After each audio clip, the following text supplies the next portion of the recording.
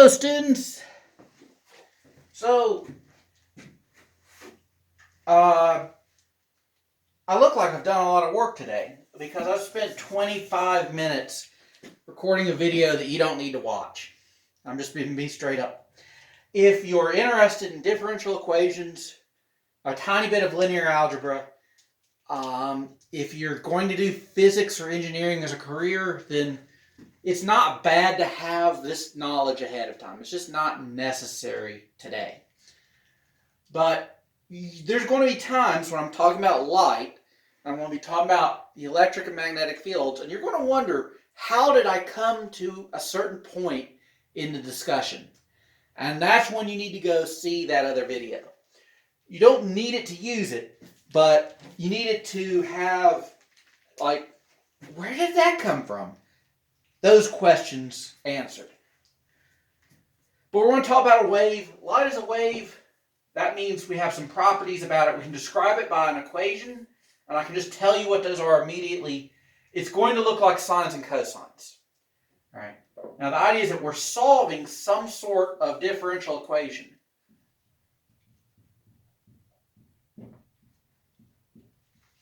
X here, not t.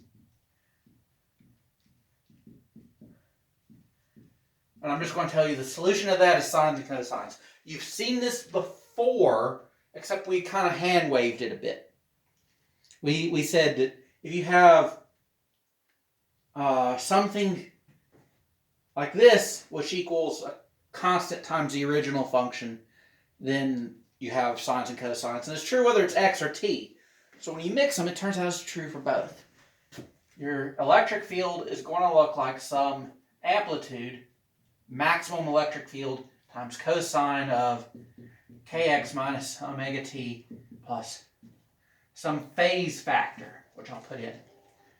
Now, you can take this, substitute B in for E, and you'll get B, your magnetic field, is some maximum number cosine kx minus omega t plus, and you may have some different phase there. Those are your wave equations. Now, the idea here is there's some other stuff going on as just a property of waves. One is these definitions for k and omega. Omega is 2 pi f, so that's your frequency term, and k is what's called the wave number, is 2 pi over the wavelength. And that sets up so that the cosine has no units in it, and so it makes sense. Now, what this looks like, I'm going to try to draw it. It's going to stink. We're going to put electric field in the plane of the board, and we'll put space in some direction longhand. And we're also going to put, coming out of the board and going into the board, the magnetic field. All right, so this is a three-dimensional plane. This is perpendicular, and this is perpendicular. All right. Now I need to actually draw here, so I'm not going to draw that. But the electric field is going to start at some value. It's going to be a nice function like that. Now what's happening is there are vectors in here, but they vary in position. Right. They look like that. They fill in that curve. And they fill it in infinitely dense. You make any point and there's a vector that is the length of the height of that curve. Now, the magnetic field is going to sit in the back here. So we'll pick some spot that has some value. And we're going to assume that they're in phase. All right, that these numbers are the same. And that means it's going to cross through there, and cross through there, and cross through there. Something like that. And that looks weird because it's on its side. The idea is I can start from a particular point and draw vectors in the same way. And those are your magnetic fields. So that's B, and this other one in red is E. So that's what the light as wave looks like. It's real fun, isn't it? So there was some other stuff that we knew from waves. All right, one was the velocity. V is F lambda, which in this case is also omega over K.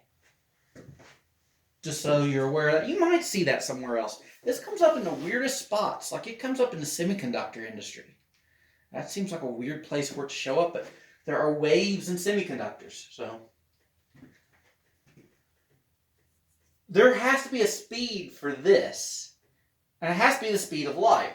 So if V equals C, we need to find something out of these equations that gives us a speed. And it turns out it comes from this. C is 1 over square root mu naught epsilon naught. And that gives us a speed of light. It's going to be 299,792,458 meters per second. Now, I talked a little bit in other contexts, probably astronomy, about trying to measure the speed of light. And I can talk to it a little bit to you now. People didn't know that it was actually something that had speed. People thought it was infinite.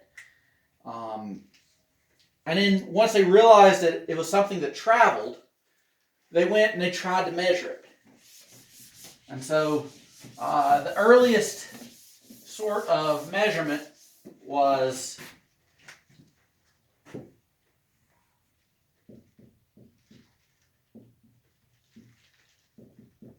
here's a person shining out some light. When it gets over here,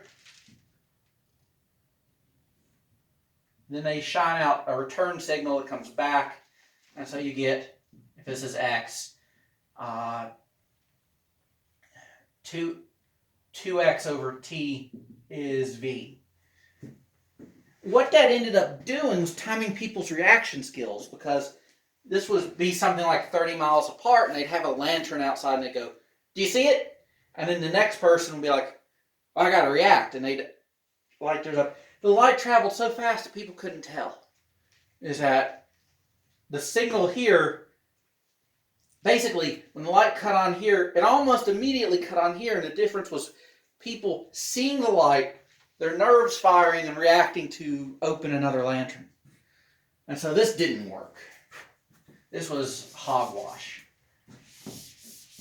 The next thing people did was basically create larger distances. All right, if this is the sun,